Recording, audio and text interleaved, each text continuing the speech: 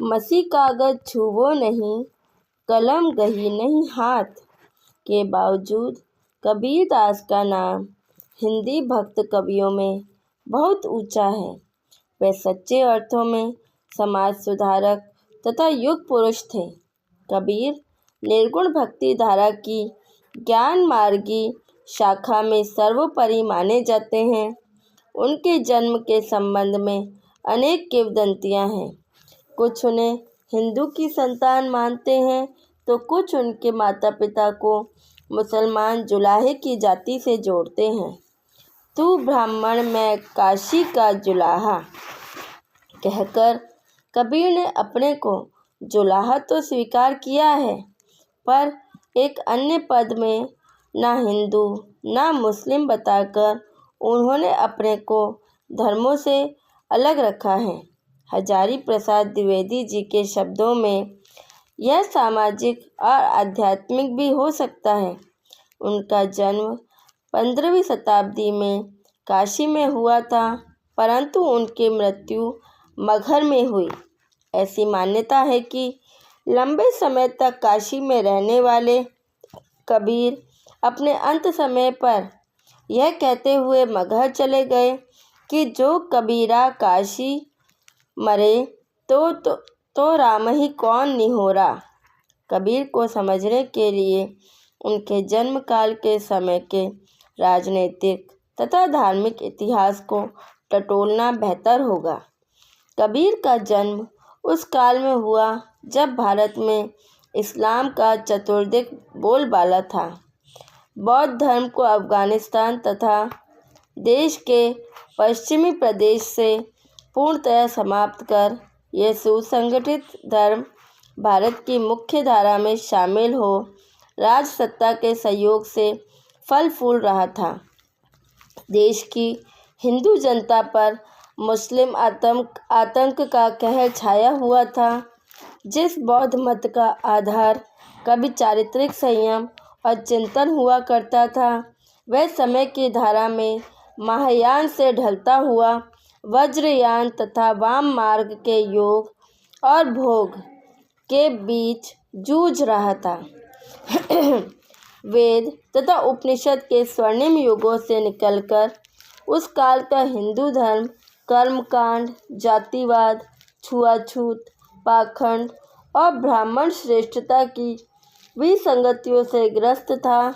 अनेक गुरु विचारक जैसे रामानंद, रामानुजाचार्य, माधवाचार्य आदि अपने अपने ढंग और परंपरा से हिंदू समाज को संभालने का प्रयत्न कर रहे थे। निराकार ब्रह्म के उपासक कबीर ने वज्रयान से राजयोग को अपनाया। नाथपंथियों की साधना पद्धति हठ योग राजयोग का ही एक सोपान है। ओम रामाय नमः के अधिष्ठा रामानंद के साथ कबीरदास का गुरु शिष्य का संबंध था। संस्कृति के 4 अध्याय में दिनकर जी ने लिखा है, रामानंद का संप्रदाय रामावत संप्रदाय कहलाता है, जो विष्टते देववादी तो हैं, किंतु वह उपासना विष्णु के बदले राम की करते हैं। रामानंद आचार में कठोर वर्णाश्रमी नहीं थे और भक्ति मार्ग में उदारता से पहले बीज बोए थे। उनकी मृत्यु के बाद उनके अनुयायी 2 दलों में बट गए, तुलसीदास और नाभादास। विशिष्टता द्वैतवादी के साथ साथ वेद और वर्णाश्रम विशेषी थे, जबकि कबीर दूसरी धारा के भक्त हुए और विशिष्टता द्वैत विश्राश्रम और वेद के विरुद्ध थे। पर दोनों ही दल रामानंद के भक्ति धर्म को आदर्श मानते थे। हजारी प्रसाद द्विवेदी जी के शब्दों में रामानंद के प्रधान उपदेश अनन्य भक्ति को कबीर ने स्वीकार कर लिया था, परंतु कबीर स्वयं गुरु महिमा कबीरा हरि के रूठ थे, गुरु के शरणे जाए। एवं गुरु गोविंद दोऊ खड़े काके लागू पाए। बलिहारी गुरु आपने गोविंद दियो बताए के दायरे से आगे निकलकर राम रहीमा एक है नाम धराए दोए, तथा काशी काबा एक है एके राम रहीम से होते हुए दुर्बलताओं और तथा आडंबरों के विरोध तक पहुंच गए। दिनकर जी के शब्दों में इस्लाम का एके कबीर को बहुत पसंद था, किंतु उन पर छाए हिंदू संस्कारों ने उनके तवस्सुफ को ठीक इस्लामी नहीं रहने दिया। कबीर ने भारतीय समाज को तंगदिली से बाहर निकालकर एक नई राह पर डालने का प्रयास किया। उन्होंने अपनी अलग राह बनाई, जिसे आज कबीर मत अथवा कबीर पंथ कहते हैं। इस मत ने हिंदू मुस्लिम को एक सूत्र में बांधने का प्रयास किया था। दिनकर जी के अनुसार वेदांत और इस्लाम से अर्जित निराकारवादी संस्कार तथा जात पात की उदारता के साथ साथ धार्मिक सहिष्णुता की धारा जो कबीर और उनके अनुयायियों ने बहाई, वह अपनी नकारात्मकता के कारण अपने ही घाट से बहती हुई आगे निकली। उनके संपूर्ण संस्कृति और साहित्य को प्लावित नहीं किया। इसके बावजूद कबीरदास की महत्ता कमतर नहीं होती। वह निसंदेह भक्ति काल के प्रमुख कवि तथा समाज सुधारक थे। कबीर की भाषा सुधक्कड़ी है। इस भाषा में राजस्थानी, हरियाणवी, पंजाबी, खड़ी बोली, अवधी, ब्रिज भाषा के शब्दों की बहुलता है। उन्होंने अपनी भाषा सरल और सुबोध रखी ताकि वह आम आदमी तक पहुंच सके।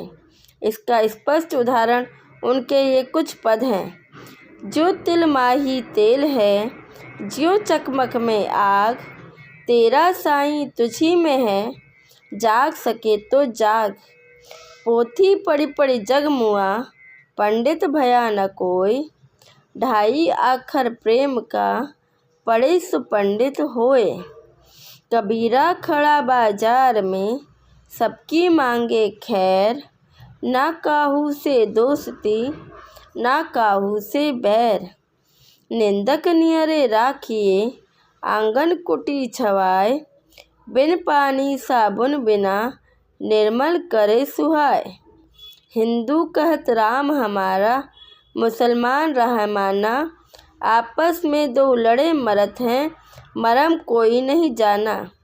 कबीर की रचनाएं साखी, शब्द, रमेनी के अतिरिक्त बीजक में संग्रहित है। उनकी उलट बांसियाँ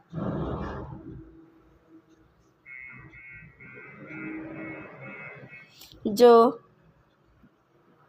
बहुत लोकप्रिय हैं। हजारी प्रसाद द्विवेदी ने अपनी प्रसिद्ध पुस्तक कबीर में उन उलट बांसियों की विस्तृत चर्चा की है।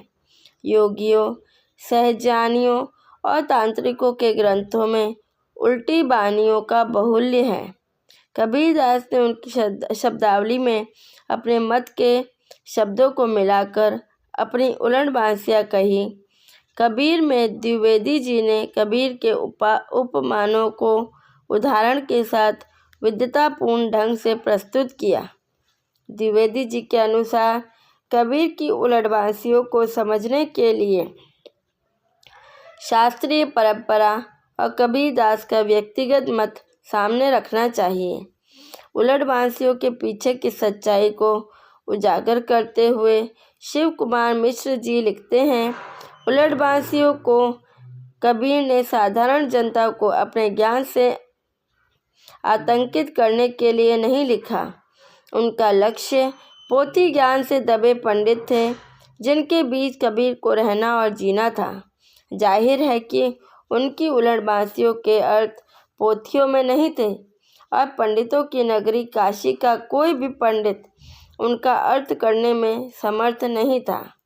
पंडितों के अहंकार को कबीर की ये उलट बांसियाँ तोड़ती हैं, उनके सारे ज्ञान की पोल खोल देती हैं। यहाँ उदाहरण के लिए दो उलटबांसियाँ बताई जा रही हैं, जिनसे पता चलता है कि इनके शब्दार्थ कितने व्यंग भरे हैं, परंतु तत्वार्थ कितने सारगर्भित हैं। देखी देखी जिया अचरज होई, यह पद बूझे बिरला कोई। धरती उल्टी आकाशे जाए, चिऊटी के मुख हस्ती समाए। बिना पवन सो पर्वत उड़े, जीव जंतु सब वृक्षा चढ़े।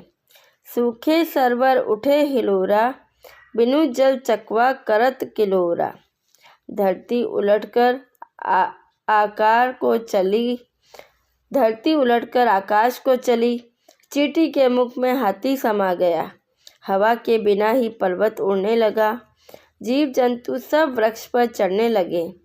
सूखे सरोवर में हिलोरें उठने लगी, चकवा बिना पानी के ही कलोल करने लगा।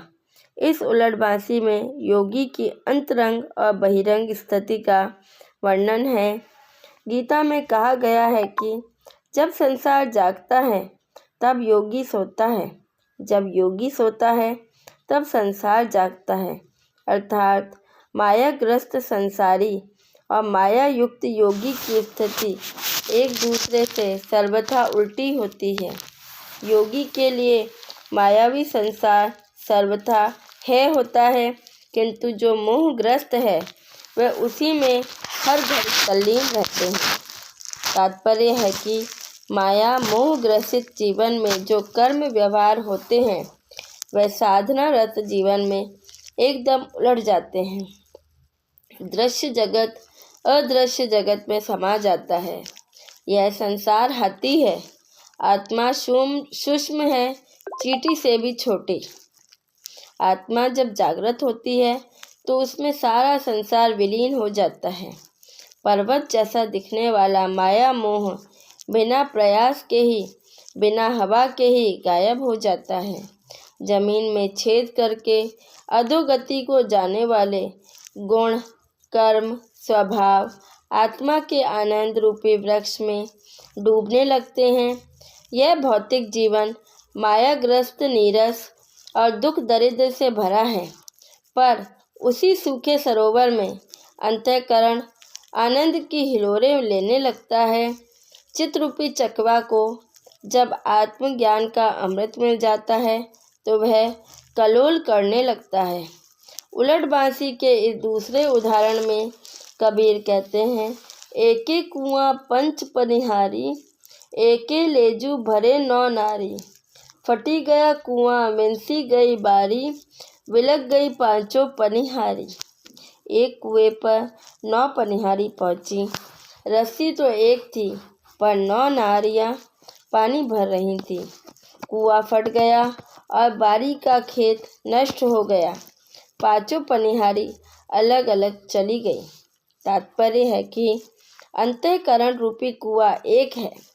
इनमें 9 पनिहारी अर्थात शरीर की 9 इंद्रियां कषाय कलमश की तरह पानी भरती हैं। आत्मा का भगवत समर्पण होने पर वह मोहग्रस्त अंतःकरण फट जाता है।